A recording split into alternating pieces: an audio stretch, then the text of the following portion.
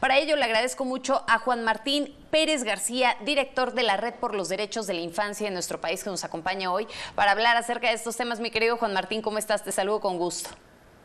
Querida Magda, muchísimas gracias por esta oportunidad y sobre todo por motivar a esta conversación necesaria que lamentablemente no se está dando desde el ámbito oficial y es urgente generar condiciones para un retorno gradual y seguro a las escuelas.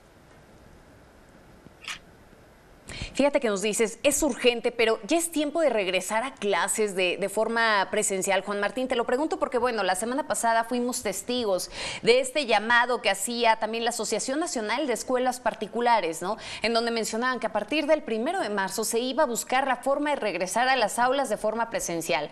Surge también ahí un comunicado de la Secretaría de Educación Pública y dice, espérenme, no hay condiciones hasta que el semáforo epidemiológico esté en verde. Incluso lo vimos en la Ciudad de México, en donde si de pronto los cachaban abriendo, pues les iban a cerrar e incluso hasta clausurarles el plantel. ¿Qué nos dices de todo esto?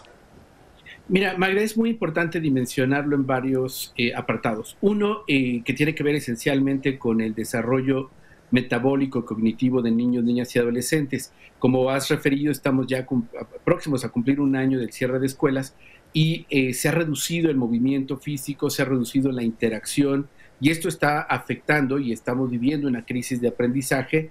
Estamos enfrentando mucho tiempo en pantallas y por otra parte, falta de información oficial hacia niños, niñas y adolescentes. Por otra parte, también es real que las familias están agotadas con la dinámica del confinamiento y porque claramente no pueden sustituir el rol, para eso se preparan y estudian maestros y maestras. Pero hay un tercer componente que tú también apuntabas hace un ratito y son las condiciones de infraestructura. 20% de las escuelas públicas en nuestro país no tienen agua, que es un elemento básico para poder garantizar los tres temas, que sería el lavado de manos, la sana distancia y el uso de cubrebocas. Estos tres elementos básicos cruzan también con otro factor que está, digamos, en la mesa y es las peticiones y exigencias del Sindicato Nacional de la Educación, quien ha planteado que no retornarán a las escuelas si no hay vacuna para las y los docentes. Ya sabemos que sucedió en Michoacán, en Campeche, en Campeche se vacunó a toda la plantilla docente y son los que están ahora próximos o ya empezaron de hecho con el ejercicio de retorno. Jalisco también lo comenzó a hacer aún sin vacuna y creo que parte de lo que se trata es entender que por un lado necesitamos el semáforo epidemiológico, por otro voluntad política y acuerdo de todas las partes implicadas y muy, muy importante priorizar el interés superior de niños, niñas y adolescentes. UNICEF ha llamado ya, también lo ha hecho la UNESCO, a que lo más pronto posible se pueda retornar de manera gradual y segura. Estos dos criterios son muy importantes, gradual y segura a los espacios de educación presencial. En otras experiencias latinoamericanas, Magda, lo que está sucediendo es que van una vez a la semana, el resto del tiempo se mantiene ya sea a distancia o a través de internet, pero comienzan a recuperar la comunidad educativa. El aprendizaje por televisión es un claro fracaso demostrado ya hace mucho tiempo y que no podemos mantener esta dinámica porque el costo para niños, niñas y adolescentes es muy alto en su estabilidad, en sus conocimientos, pero sobre todo en perspectiva de futuro. Déjame detenerte aquí porque justo acabas de tocar uno de los temas fundamentales, ¿no? Este programa de Aprende en Casa. Sabemos de la gran brecha digital a la que nos enfrentamos en nuestro país, pero ¿cómo podemos evaluarlo? Nos dices, es un fracaso. ¿Qué se tendría que estar haciendo para poderlo mejorar, para empezar a pulir todas estas áreas, por no decir defectos, Juan Martín, todas estas áreas de oportunidad que se tienen en materia educativa en el país, sobre todo en lo que refiere a este modelo a distancia? Mira, Magda, aquí tuvimos un problema de origen que se fue señalado a la Secretaría de Educación Pública en su momento, y es que se requería inversión pública. Decidieron hacerlo de forma muy barata, regresando a los niños 40 años a ver televisión. 8 de cada 10 niños, niñas y adolescentes antes de la pandemia solo se comunicaban e interactuaban a través de dispositivos móviles. Ya. Pero además hay que recordar que la televisión es un medio de información, no genera interacción. Para eso existe el Internet y otras modalidades.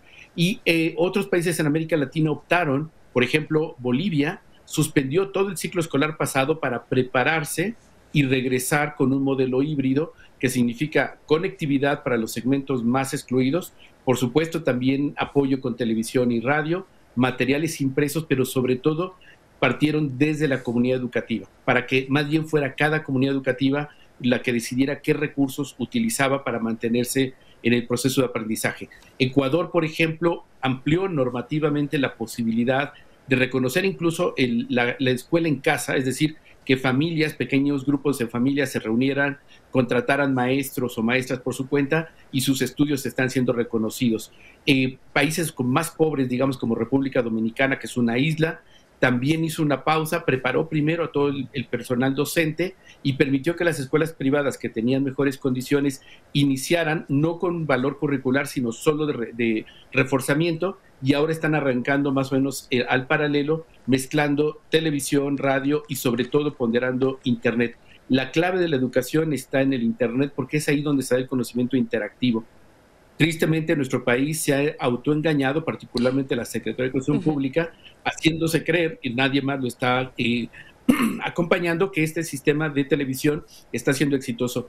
La calidad, digamos, la falta de preparación apropiada y, por supuesto, la imposibilidad de evaluar seriamente los contenidos que se transmiten por televisión, pues dan cuenta que la crisis de aprendizaje que viven niños, niñas y adolescentes es enorme. Y esto, cuando se hagan los exámenes internacionales, como la prueba PISA, por ejemplo, vamos de por sí ya estábamos atrás, vamos a quedar muy, muy por debajo. Lo que necesitamos es abrir la conversación con toda la comunidad educativa, claro. Es decir, directivos, sistema, digamos, profesores de todos los sistemas privados y públicos, familias en la diversidad que somos y sobre todo niños, niñas y adolescentes que son los que están padeciendo las decisiones adultas. Y ¿sabes qué, Juan Martín? Que me llama mucho la atención algo que comentas y que finalmente hace un momento salía a colación, ¿no? Nos mencionabas como parte de estos aspectos que se tendrían que considerar para el retorno a las aulas, la voluntad política.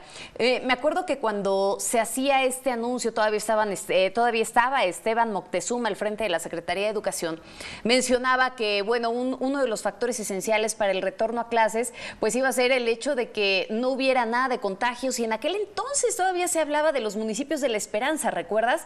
De pronto no sabemos qué fue lo que pasó y eso justamente, y según nos mencionas, pues hubiera sido un factor fundamental para empezar a planear un retorno a clases o un retorno a las aulas de forma segura, regionalizando este modelo, ¿no? Efectivamente, de hecho es como está sucediendo en muchos países de América Latina. El semáforo epidemiológico es la guía para poder identificar el tamaño de la apertura y por eso es que hablamos de un retorno gradual y seguro. Esto implica, en el caso mexicano, con mucha urgencia, y colocamos el carácter de urgencia, porque el impacto que está teniendo en la vida de niños, niñas y adolescentes es enorme.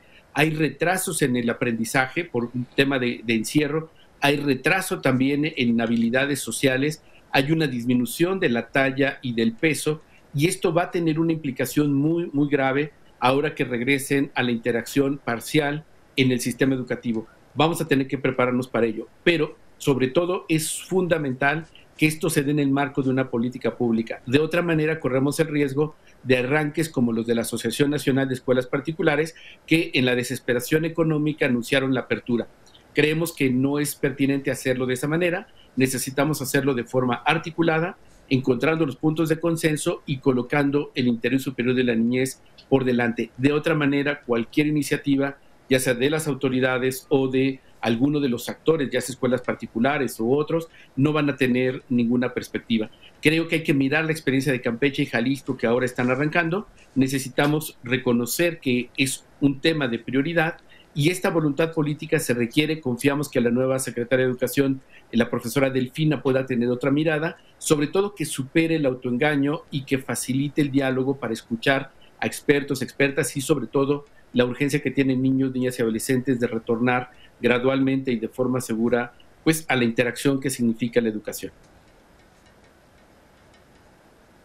Fíjate qué importante, ¿no? Que la Secretaría de Educación Pública supere este autoengaño. Ahora bien, ¿qué hay, por ejemplo, del abandono escolar y del trabajo infantil? ¿De qué forma ha comenzado a profundizarse esta crisis también de los niños que, por ayudar de pronto a sus familias y en medio de esta crisis no solo sanitaria, sino también económica, pues han tenido que recurrir al trabajo, ¿no? Para salir adelante. Efectivamente, Magda, esta es una realidad que tenemos muy cruda. No hay datos oficiales, lamentablemente. La Secretaría de Educación Pública, no tengo el motivo por el cual no ha publicado el dato oficial de cuántos niños, niñas y adolescentes se inscribieron en este ciclo escolar que corre, pero nos permitiría comparar con el ciclo escolar anterior el tamaño del abandono escolar. Pero aún así, el subsecretario de Educación Superior antes, o el anterior, cuando estaba Esteban Moctezuma, reconoció en agosto del año pasado que habían perdido contacto con el 10% de los estudiantes en educación básica y con el 8% de estudiantes en educación media superior. Esto alcanzaría aproximadamente 4 millones de niños, niñas y adolescentes, que tristemente coinciden en gran medida con el incremento del trabajo infantil. La Organización Internacional del Trabajo ha alertado a los países, entre ellos México, que por cada punto porcentual de pobreza global se incrementa el 0.7% de trabajo infantil. Coneval, que es el que evalúa la pobreza en México, ya apuntó un incremento del 9% de pobreza en México. Si sacamos el cálculo de 2019 con 3.3 millones de niños, niñas y adolescentes trabajando, ya en la pandemia estaremos alcanzando 1.6, 1.7 millones más, es decir, casi 5 millones de niños y niñas en actividades económicas. Y cruza con este elemento que estamos conversando. Si hay una crisis de aprendizaje, si es muy complicado mantenerse conectado, si se reconoce en la Secretaría de Educación Pública que perdieron contacto también con maestros, pero sobre todo con alumnos, no hay incentivos para pensar que la educación en medio de la pandemia, con desempleo masivo, con una reducción de los ingresos familiares, pues no resulta atractivo y es una lógica de sobrevivencia sumarse a las actividades económicas de las familias. Y esto, por eso es tan importante, nuevamente regresamos a la importancia de la escuela como un espacio de contención para evitar el abandono, para reducir el trabajo infantil y también otras expresiones de violencias que están viviendo ahora mismo niños y niñas que han perdido redes sociales de protección. Ahora, dos cosas en este sentido. ¿Ves un plan definido por parte del gobierno federal, por una parte para mitigar el rezago educativo que estamos enfrentando y que de por sí se va a agudizar? Por el otro también, que verdaderamente se esté generando un aprendizaje de la pandemia, ¿no? Que se esté buscando ver hacia el futuro, empezar a adelantarse un poco a este tipo de crisis sanitarias como las que ya estamos viviendo. Pues mira, no, hasta ahora no vemos nada, no hay ningún planteo oficial. Hasta la administración de Esteban Moctezuma, que se acaba de ir a los Estados Unidos, lo que privaba era una lógica de autoengaño y de pensar que el aprende en casa era exitoso, incluso un modelo internacional, así lo manejaron. No han escuchado, no han querido establecer diálogo con expertos, expertas, con familias. Ahora, con la nueva secretaria, la profesora Delfina, pues esperamos que esto pueda cambiar. Pero es muy importante esto que apuntas, Magda. Necesitamos prepararnos para la era COVID-19. No solamente sabemos que la vacuna va a ser un proceso gradual, además es muy costosa y no hay garantía que logremos pronto en nuestro país, a vacunar al menos al 70% de la población de riesgo. De tal suerte que vamos a tener estas olas, ya se anuncia que viene la tercera ola de contagios, hay mutaciones de los virus, de tal suerte que vamos a tener que acostumbrarnos a vivir con esto un par de años más, y por eso es tan importante dejar permanente con niños, niñas y adolescentes el lavado de manos, la sana distancia y el uso de cubrebocas. Eso va a permitir que puedan retornar a la escuela de forma segura. Por supuesto, vamos a tener que aprender con ellos y con ellas a otro tipo de juegos al aire libre, sin contacto. Vamos a tener que recuperar mucho de lo perdido, porque hay un elemento que no se ha reconocido, Magda, y que ya expertos internacionales están llamando. Hay mucho aprendizaje de niños, niñas y adolescentes que tiene que incorporarse en la currícula. Yo diría casi con ironía, pero con mucha profundidad, soportar a sus familias, personas adultas angustiadas, desesperadas, con mucha irritación, incluso con problemas de salud mental. Resistir eso para los niños y niñas es resiliente y es una habilidad que tendríamos que reconocer. Mantenerse comunicados en el sistema educativo por programas de televisión de mala calidad, con maestros ausentes, con maestras angustiadas, claramente es un elemento de resiliencia y ellos han aprendido mucho, pero sobre todo también han desarrollado otras habilidades tecnológicas en la currícula y que sí les van a permitir a ellos vivir de manera diferente la pandemia. Así es que creo que hay bastante oportunidad para mirar hacia atrás, comparar lo que están haciendo otros países, ni siquiera Europa, Magda. Veamos aquí América Latina, Colombia, Costa Rica, Bolivia, incluso como uno de los países más pobres, y notaremos que hay prácticas muy positivas donde la base está en la comunidad educativa y desde ahí se pueden definir por regiones, incluso por escuelas, cómo lograr continuar con el sistema educativo sin exclusiones, sin discriminación y sin dejar a los más pobres atrás. Hijo, no cabe duda, Juan Martín, que de pronto los niños siguen siendo nuestros grandes maestros. De verdad, muchísimas gracias por esta charla. Ha sido un gusto poder conversar contigo.